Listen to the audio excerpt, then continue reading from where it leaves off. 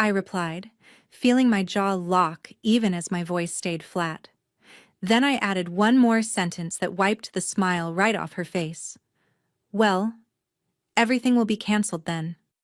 On the other end of the line, there was a tiny pause, the kind of silence that tells you someone finally realizes they picked the wrong person to mess with.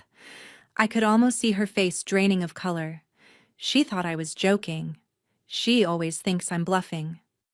That's the problem with being the good daughter for too long.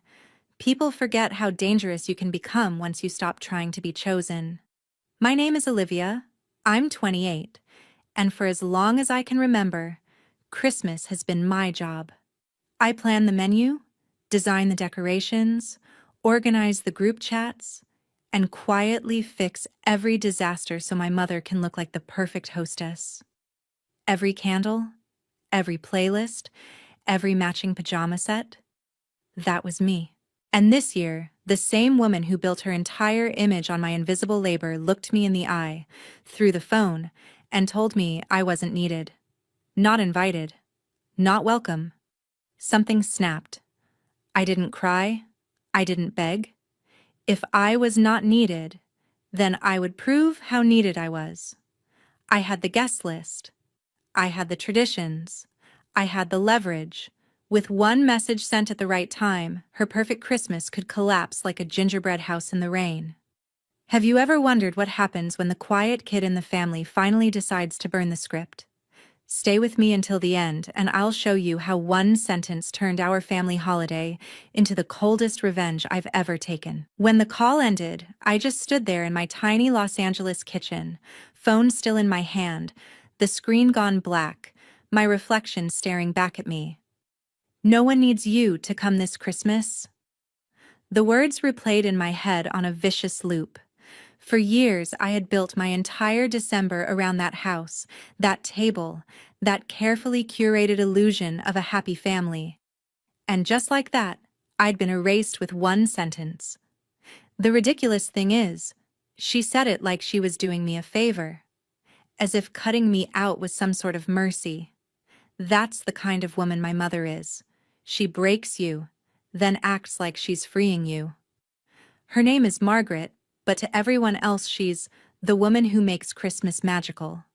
Perfect tree, perfect food, perfect family photos. They clap for her every year. They never see the group chats I manage, the spreadsheets I make, the last-minute store runs I do when she forgets basic things like napkins or actual gifts for certain relatives. They don't see me scrubbing pans at midnight while she accepts all the praise like a queen accepting flowers at the end of a show. My brother Ryan just jokes that I'm good at this stuff. Easy for him to say. His contribution is showing up and existing. Mine is everything else.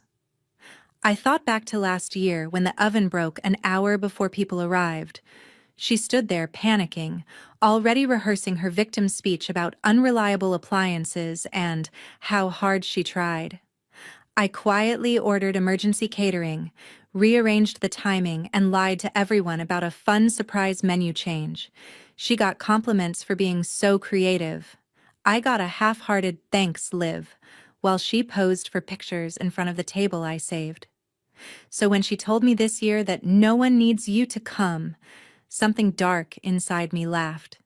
If I disappeared, that house wouldn't just feel emptier, it would fall apart. I'm the one who reminds Uncle James about his flight. I'm the one who picks up Grandma so she doesn't sit alone at home. I'm the one who organizes the Secret Santa list, who texts cousins their assignments, who nudges everyone to bring what they promised. Without me, there is no Christmas. Not the version they're used to. The more I thought about it, the clearer it became. For once, I held the power. For once, I could be the one who decides how the story goes. She thinks I'll stay in my lane, cry a little, and still show up with cookies and gifts like a loyal little soldier. But this time, I'm done being the background character in a holiday she takes credit for. I opened our big family Christmas group chat and stared at the list of names. Uncles, aunts, cousins, neighbors, even Dad, all neatly lined up under my admin status. Admin, That word suddenly felt like a loaded weapon. I didn't type anything yet. I just let the idea breathe. If the person you treat as disposable suddenly stops doing the invisible work that holds your life together, what happens? Would you still show up smiling if your own mother told you that you weren't needed? Or would you finally show her exactly how much of her perfect life is built on your back? The next morning, my phone started buzzing before my alarm even went off. I didn't need to check to know who it was. Ryan. Of course. He always shows up when Mom wants something softened. I let it ring twice, 3 times, then picked up. What? I said. No hello. No fake sweetness. Just that. Wow. Good morning to you too. He scoffed lightly, then lowered his voice like he was slipping into his favorite role. Peacemaker. Look, Mom told me what happened. She didn't mean it like that. You know how she gets when she's stressed. There it was. The classic family translation. She emotionally stabbed you, but don't bleed on the carpet. She said no one needs me, I replied. She meant it, he insisted. She just doesn't want drama this year.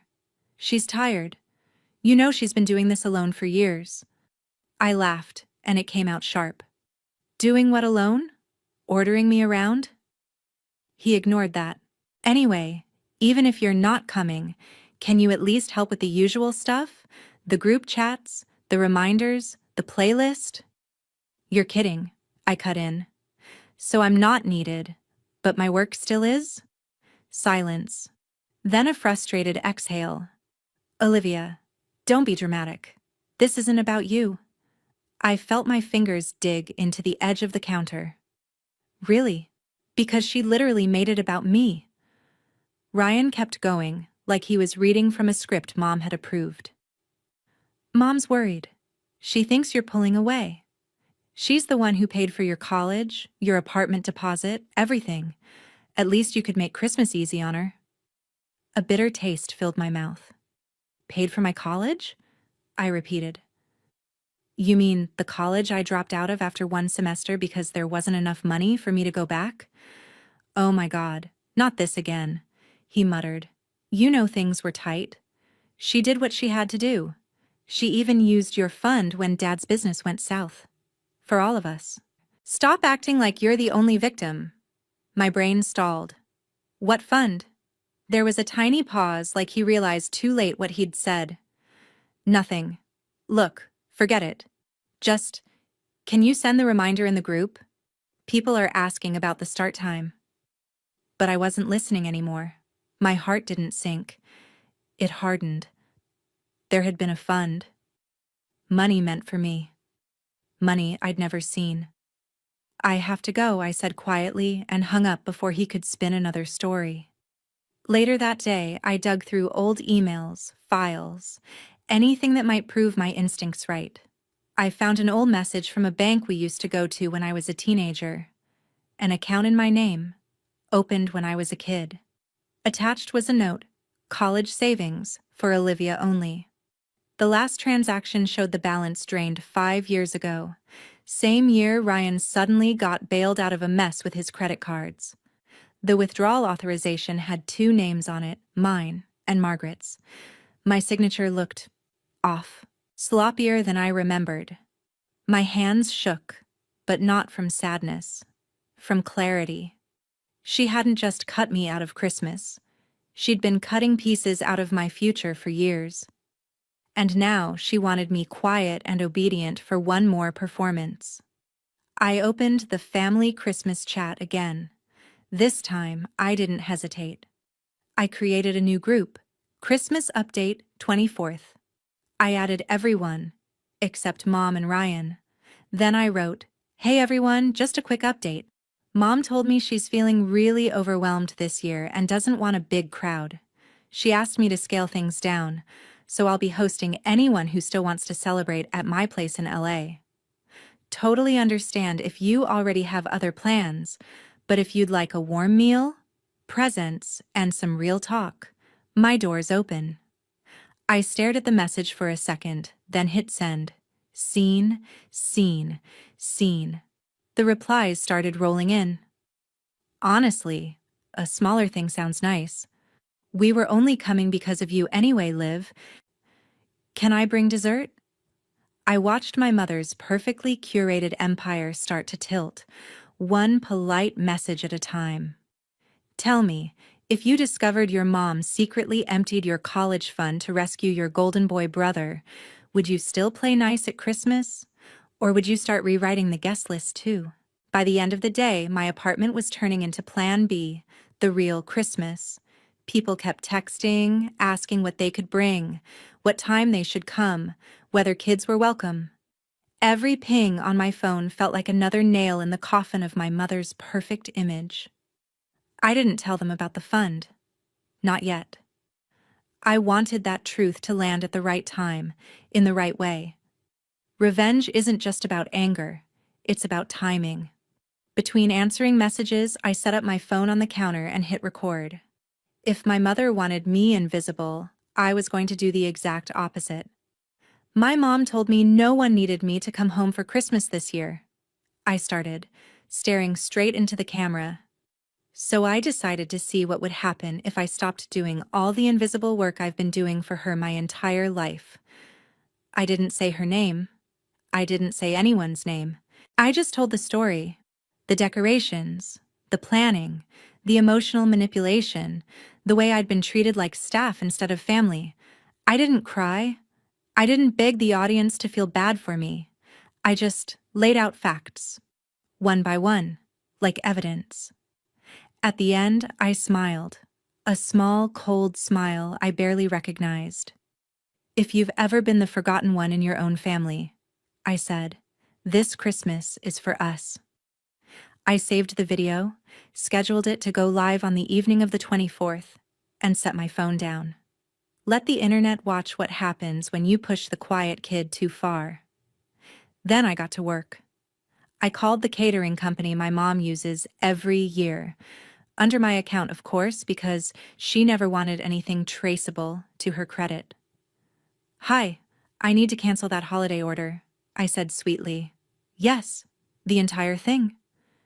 Next, I opened the email thread with the linen rental place, the one who delivered tablecloths and chair covers so everything would look classy. I sent a simple message. Plans changed. Please cancel. Thank you. Finally, I called Grandma. She picked up on the second ring. Liv, are you excited for Christmas at your mother's? She asked, already breathless with the thought of it. My throat tightened, but I didn't let it show. Actually, Grandma, Mom told me she's really overwhelmed this year, I said carefully. She's scaling things way back. But I didn't want you to be stuck alone, so how would you feel about spending Christmas at my place instead? I'll come get you. There was a pause, then a soft, excited laugh. Oh, sweetheart, I'd love that. It's been a while since I saw your apartment. Your mother's been so busy, she hardly lets me visit. Yeah, I said, staring at the wall. Busy. After I hung up, I checked the chats again. My mother had created a smaller side group, immediate family only, and was furiously typing. I watched the notifications stack up. I don't know what's wrong with Olivia. She's trying to ruin Christmas. Ryan, you need to talk some sense into her. She truly believed I was the problem. That was fine. She could scream into her little bubble.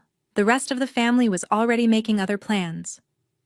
Around midnight, my phone lit up again. Ryan. Video call. I answered. His face filled the screen, annoyed and tired. What the hell are you doing? He demanded. People keep asking if Christmas is canceled at Mom's. Did you tell them that? I told them Mom wanted something smaller, I replied calmly. Which is true. She doesn't want me there, remember? You're twisting things, he snapped. She just wanted less chaos. Then she got exactly what she asked for, I said. Less people, less chaos, less me. His jaw clenched. You're taking this too far, Olivia. This is family. You can't just sabotage Christmas. Funny, I said, because she had no problem sabotaging my future the day she signed away my college fund. This time, he didn't have a quick comeback. He just stared at me. "You don't understand everything that happened," he muttered. "Maybe I don't," I agreed, "but she's about to." I ended the call before he could answer. Sometimes the most powerful thing you can do is stop explaining yourself to people who never listen. If your whole family was built on a lie you didn't consent to, how far would you go to finally make everyone see the truth? 2 days before Christmas, the mask finally slipped. My phone rang again, and this time it was my mother. Not texting, not hiding behind Ryan. A full, old-fashioned call. I let it ring long enough to make a point, then answered. "Yes," I said. "No, hi, Mom." No forced cheer, just that. "What do you think you're doing?" she hissed. No hello from her either. "I just got off the phone with your aunt. She says you told her I canceled Christmas." "I told her you didn't want a big crowd," I corrected. "Which is what you told me when you said no one needs me to come." "Don't twist my words," she snapped. "You know I was talking about your attitude, not your presence." I actually laughed. "So my attitude isn't needed, but my labor is?" "Oh, for God's sake, Olivia," she said, voice sharpening. "This martyr thing is getting old. You've always been so sensitive. You act like a slave when all you do is send a few messages and bake some cookies." Heat flooded my chest. "A few messages?" I repeated. "You signed me up for years of unpaid work and called it tradition. I handle everything, Mom, and you know it." There was a shaky breath on the other end. Then she went for the jugular. "You want to talk about work?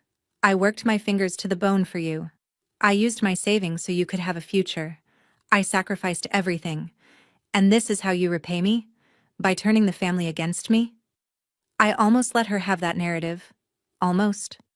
But then I remembered the bank statement, the drained account, my forged signature.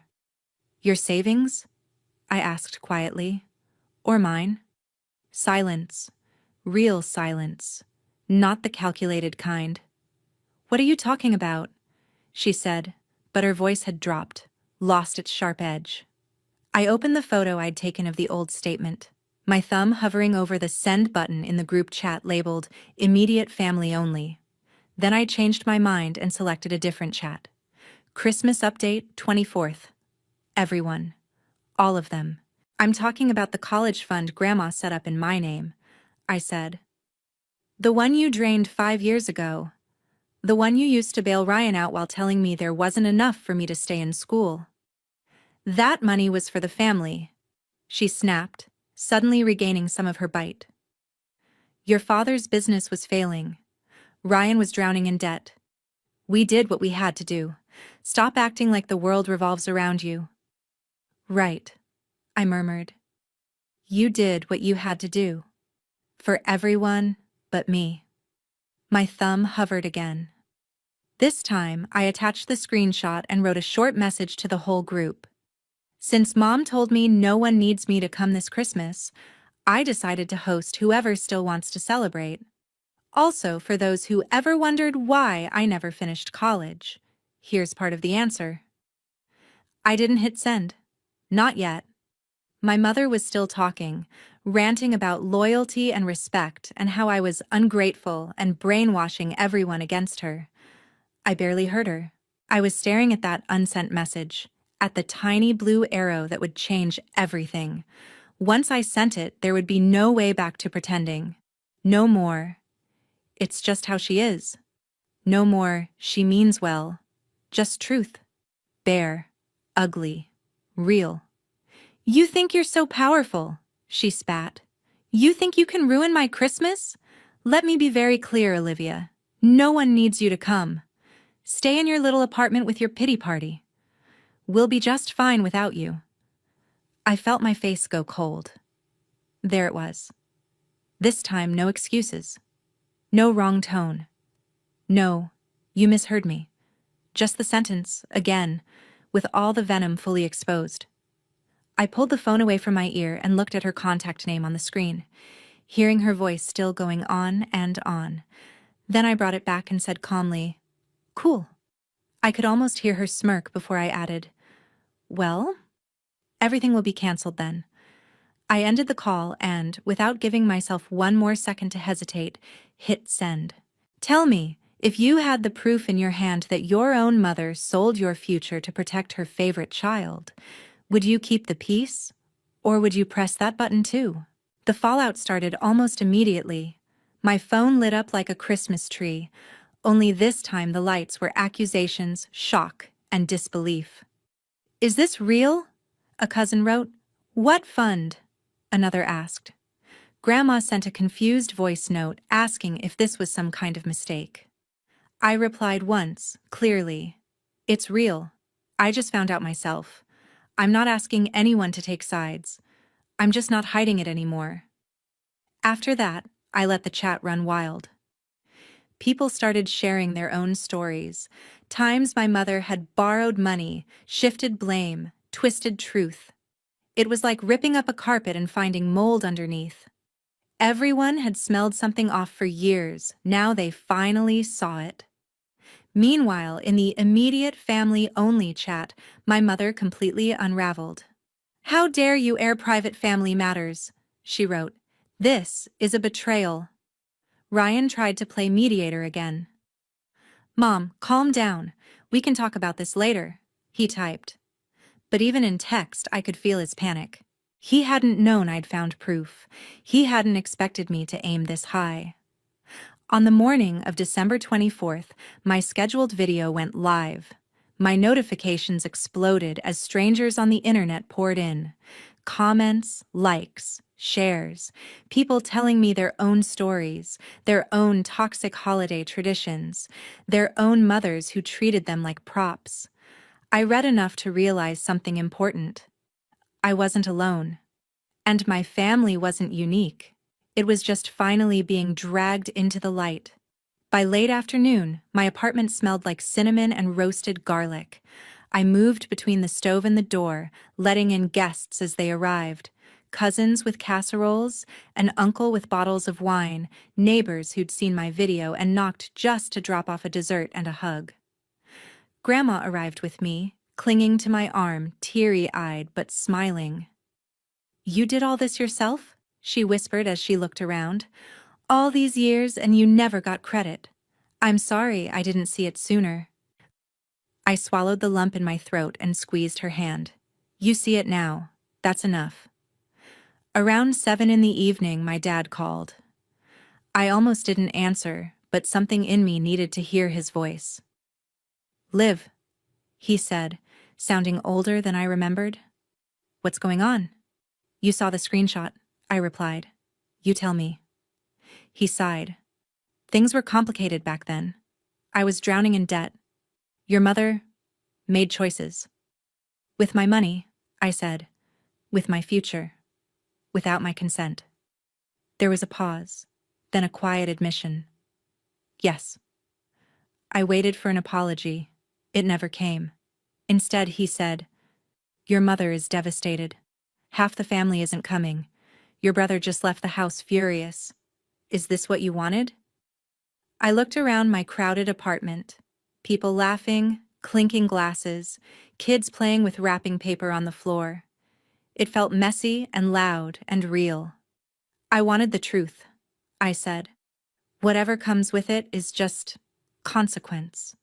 "You've humiliated her," he said. "She's sitting at a table set for 20 and there are 4 of us here." For a second, a tiny flicker of guilt tried to claw its way in. Then I remembered myself at 18, crying quietly in my room because I couldn't go back to school, being told, "There's nothing we can do," while my brother mysteriously got bailed out of his 3rd financial disaster. I remembered her saying I was too sensitive whenever she hurt me. I remembered her voice saying, "No one needs you to come this Christmas." "Then she finally knows how it feels," I replied. Every year, I sat at that table and felt like a placeholder. She chose this. I just stopped covering it up. He didn't respond. The silence told me he knew I was right, even if he'd never say it out loud. "Merry Christmas, Dad," I said and hung up. A few hours later, there was a knock at my door. Loud, frantic, desperate. For a second, my stomach dropped. But when I opened it, it wasn't my mother. It was Ryan, standing there with no coat, cheeks flushed from the cold, holding a half-wrapped gift in his hands. Behind him, the hallway was empty. "Can I come in?" he asked. His voice didn't have its usual confidence. "Depends," I said. "Are you here to drag me back to Mom's table or to actually listen for once?" He exhaled, shoulders slumping. "I left," he admitted. "She spent the whole dinner yelling about you, about how you ruined everything. She didn't apologize, not once. I kept waiting. She just kept saying how embarrassed she was." "Embarrassed," I repeated. "Not sorry." He nodded miserably. "There's a difference," I said. He looked at me then, really looked, like he was seeing me clearly for the first time. I didn't know about the account," he said quietly. "I mean, I knew Mom found money when I was in trouble, but I don't know what I thought. That she had savings, that Dad helped. I didn't realize she took it from you." "You never asked," I replied. "You never wanted to know where your safety net came from." He flinched. "You're right," he said. "I didn't. That's on me." The living room behind me erupted in laughter at some joke. The contrast between my warm apartment and the cold, lonely picture he'd just painted of my mother's house was almost cinematic. "So why are you here?" I asked. "Because," he said, voice rough, "I don't want to spend Christmas pretending anymore." I stepped aside. "Then come in," I told him. "But understand this. I'm not the family punching bag or event planner anymore. If you're here as my brother, not as Mom's messenger." He nodded and walked past me, eyes widening at the sight of everyone gathered there. For the first time, he saw what I could build without her. What I could be without begging for her approval. Watching the person who hurt you finally sit alone in the mess they made feels good. But is it as satisfying as you imagined? Or does it leave a different kind of quiet behind? Christmas night stretched on in a blur of chaos and warmth. We played stupid games. We burned one of the side dishes and ordered pizza as a joke. Someone started a sing-along that went horribly off-key, and Grandma laughed so hard she had to sit down. My apartment wasn't big, it wasn't fancy, and nothing matched. But for the first time in my life, I felt like I was hosting something that was actually mine. Not a show for my mother. A home. Ryan stayed mostly in the corner at first, awkward and uncomfortable, as if he'd stepped into a different universe. Eventually, one of our cousins dragged him into a card game, and I watched his shoulders relax little by little. He caught my eye once, mouthed, "Thank you," and I just nodded. He had a long way to go, but at least he was finally walking in the right direction. Around midnight, after most people had gone and the apartment was littered with empty plates and torn wrapping paper, there was another knock at the door. This time, I knew who it was before I even stood up. My entire body went still. Ryan straightened on the couch. "You don't have to open it," he murmured. "I know," I said. But I did. I opened the door just enough to see her. Margaret. My mother. She stood in the hallway in her best holiday dress, makeup smudged, hair slightly out of place, clutching her phone like a lifeline. Behind her, the corridor was empty and quiet. No backup, no audience, just us. "Olivia," she said, voice low, not angry, not yelling. Something worse. Small. "Can we talk?" I stepped into the hallway and pulled the door mostly closed behind me, leaving just a crack, so I could still hear the faint noise of my own party. My world. "About what?" I asked. "About how I ruined your Christmas?" She winced. "You didn't ruin it," she said. "You ruined mine." "No," I corrected. "I stopped pretending for you. You ruined yours all by yourself." Her eyes flashed. For a moment I thought she'd snap back, unleash the full force of her favorite weapons, guilt and shame. Instead, she exhaled slowly. "Everyone is talking about that screenshot," she said. "About the video you posted. I can't show my face without people looking at me like I'm a monster." "Maybe stop acting like one," I replied. Her jaw tightened. "You have no idea what it took to hold this family together," she whispered. "Your father was useless with money. Ryan was reckless. I did what I had to do." "You did what you had to do," I repeated. "Fine. Own it. But don't you dare pretend you did it for me. You took from me. You lied to me. You made me feel guilty for wanting anything, and then you called me not needed when I stopped killing myself to make you look good." Her eyes glistened, but I didn't move toward her. I'd been conditioned my whole life to comfort her when she cried, even after she hurt me. Not this time. "I shouldn't have said that," she admitted, voice cracking. "I was angry. You were being difficult." "Being difficult," I echoed. "You called me unnecessary on purpose." "I was hurt," she shot back. "You were turning everyone against me, planning your own Christmas." "I planned my own Christmas because you uninvited me from yours," I said calmly. "I didn't turn them against you. I just stopped hiding what you did." We stared at each other, years of unspoken things hanging between us like thick smoke. Finally, she whispered, "I'm alone, Olivia. Your father is useless. Your brother walked out. Half the family isn't speaking to me. Are you happy now?" The old me would have broken right there. I would have rushed in, wrapped my arms around her, apologized for making her feel bad. But tonight, I saw it for what it was. Not vulnerability, but manipulation. "No," I said honestly. "I'm not happy that you're alone. I'm happy that the truth is out." She blinked. "So what now?"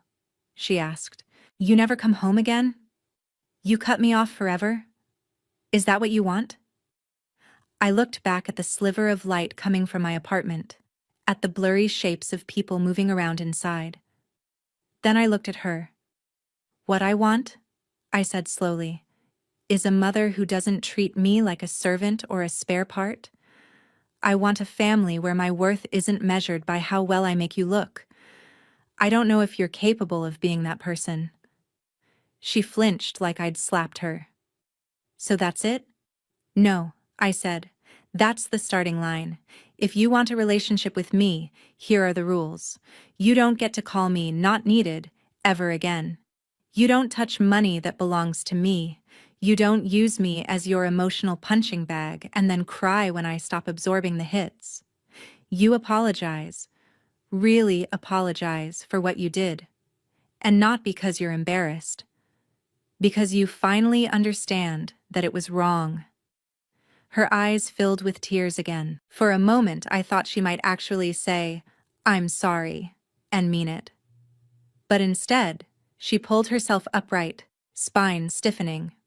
"I don't deserve to be spoken to like this," she snapped, the old pride flaring back to life. "After everything I've done, after everything I've sacrificed." I cut her off with a small, tired smile. "Then you know where the door is," I said, and nodded toward the elevator. We both knew she wasn't coming inside. Not tonight. Maybe not for a long time. Maybe never. She stared at me, waiting for me to cave. I didn't. After a long, silent moment, she turned and walked away, heels clicking sharply against the floor. I watched until the elevator doors closed, until there was nothing left but my own reflection in the shiny metal. Then I went back inside. Ryan looked up anxiously when I entered. "She here?" he asked. "She was," I said. "She left." "Did you?" He trailed off, unsure what he was even asking. "I told her the truth," I replied. "For once, I told her the truth and didn't apologize for it." He nodded slowly, Like that, more than anything, was the real revolution. Later, after everyone had gone and the apartment was quiet, I sat on the couch in the dim glow of the tree lights and let the weight of everything settle. I'd blown up my family's favorite holiday. I'd exposed long-buried secrets. I'd left my mother alone with the consequences of her own choices. And I'd celebrated Christmas, really celebrated it. For the first time in my life, revenge isn't clean. It doesn't magically fix the years you lost. It just makes sure the person who broke you finally stops walking around like they did nothing wrong. Does it feel good? Yes. Does it fix everything? No. But for the first time, the story is mine. If your mother told you, "No one needs you to come this Christmas," would you swallow the hurt and show up anyway? Or would you cancel her perfect little show and build something real for yourself instead? And more importantly, if you were me, would you ever let her back in? Tell me in the comments.